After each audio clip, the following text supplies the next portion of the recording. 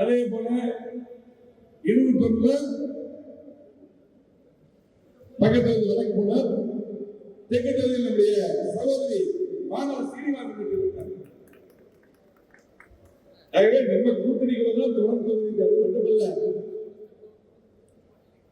புரட்சித்தலைவர் எம்ஜிஆர் அவர்கள் இந்த இயக்கத்தை உருவாக்கிற போது இந்த தொகுதியெல்லாம் சேர்ந்துதான் அப்போது மதுரை, கோவை, மேற்கு தொகுதி ஃபர்ஸ்ட் வெற்றி பெற்ற தொகுதி அதுதான். அதுக்கப்புறம் கொஞ்சம் கொஞ்சம் மாதம் 2006 தெற்கு வடக்கம் கொஞ்சம் கொஞ்சம் மாறி இருக்கு. ஆகவே இந்த அதிமுக கோட்டை எப்படி காலகால தலைவர்கள்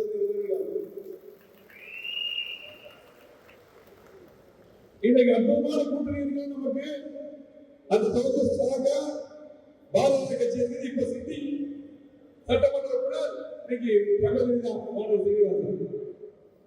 ஆகவே யார் வந்திருந்தாலும் நமக்கு கவலை கிடையாது. நம்மளுடைய வெற்றி உறுதி செய்யப்பட்டது.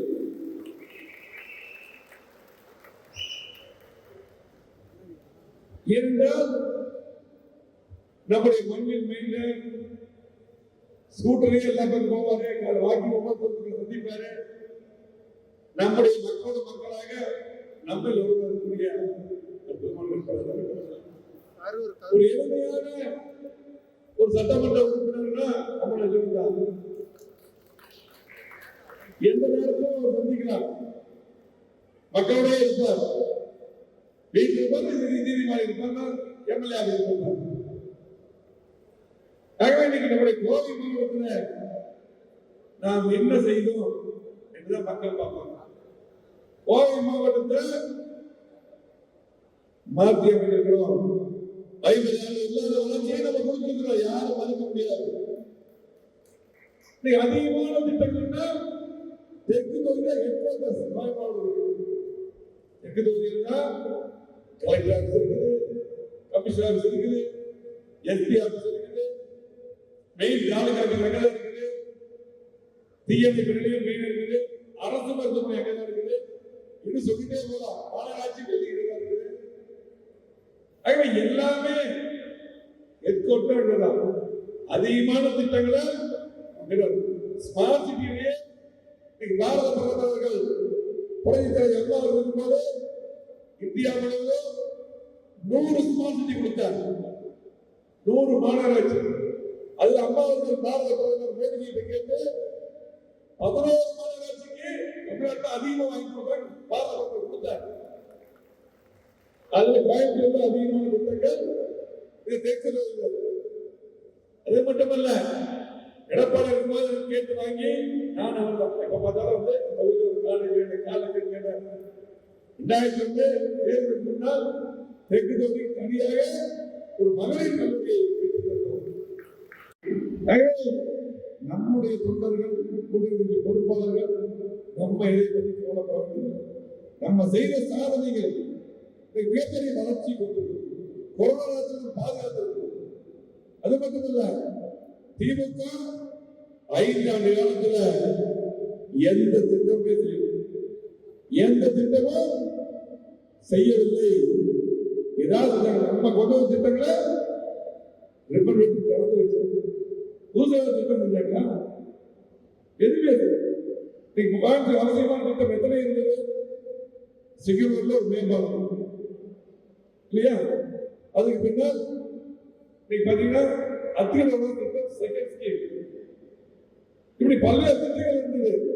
கோயம்புத்தூருக்கு ஒரு விளையாட்டு நம்மளாம் பயிற்சி பண்ணி ரெடி பண்ணோம். அதுவும் வரல. ஆகவே எதுவுமே செய்யாம ஒரு 5 வருடத்தை முடிச்சிட்டாங்க. அது மட்டுமல்ல, இன்னைக்கு திமுக ஆட்சியில செய்த சாதனை பார்த்தீங்கன்னா சொத்து வரி உயர்வு, மின்கட்டண உயர்வு, பால் விலை உயர்வு, கட்டுமான பொருட்கள் உயர்வு.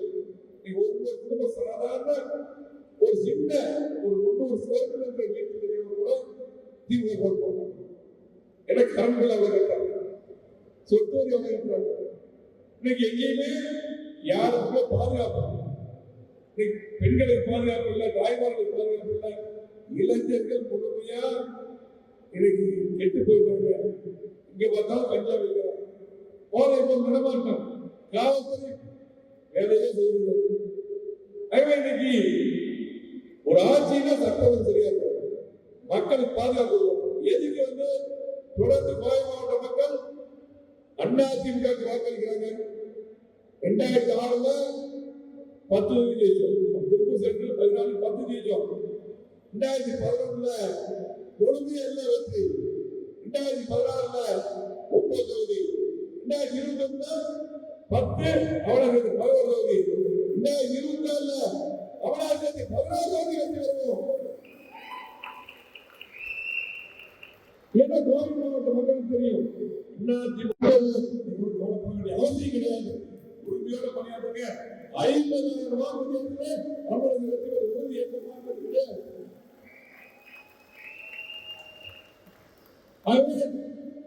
நம்முடைய பொறுப்பாளர்கள், பகுதி செயலாளர்கள், டிசி செயலாளர்கள், பூத்து நிர்வாகிகள், மாவட்ட நிர்வாகிகள் எல்லாரும் பல்வேறு பொறுப்புகள் வகிப்பீங்க.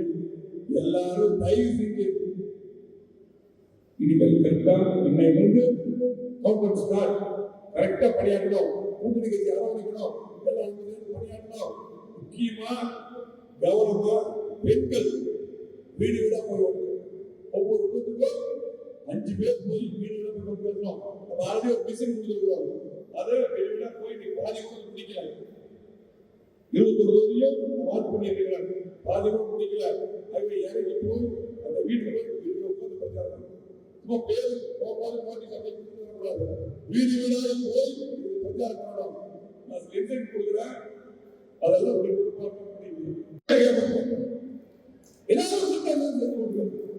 அம்மாநஞ்சன் அத்தனை திட்டங்களை கொடுத்துருக்க, நான் கொண்டு திட்டங்களுக்கெல்லாம் அம்மாநஞ்சன் உறுதுணையாக இருக்காரு. ஆகவே ஒரு அருமையான வேட்பாளர், ஒவ்வொரு குடும்பத்தை பற்றி அருமை வேட்பாளர், ஏதாவது திட்டீங்கன்னா ஓடி போய் வேட்பாளர், எளிமையான வேட்பாளர். ஆகவே நீங்க எல்லாம் வந்திருக்கக்கூடிய பொறுப்பாளர் வந்திருக்கீங்க, செயல்கள் கொண்டோம்.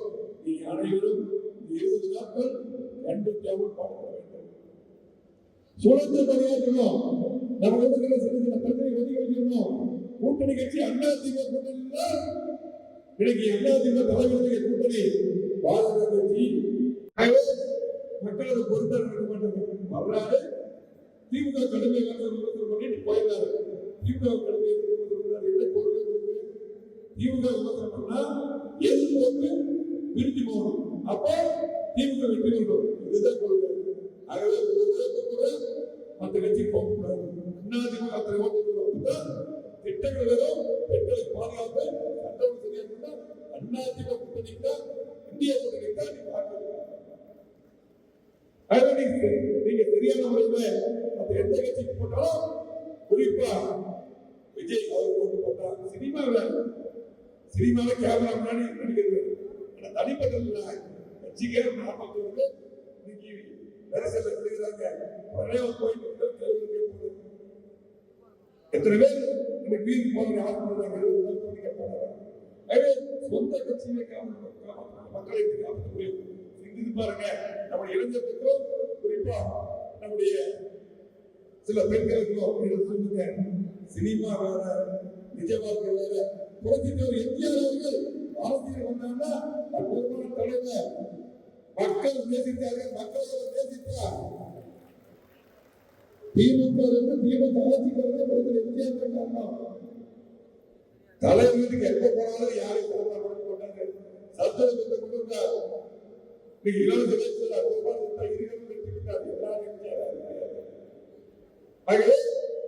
இன்னைக்கு அவர்கள் எந்த காலத்தையும் ஆனால் இன்னைக்கு எதிர்பார்த்த தெரிஞ்சு திமுக சப்போர்ட் பண்ணுவாங்க.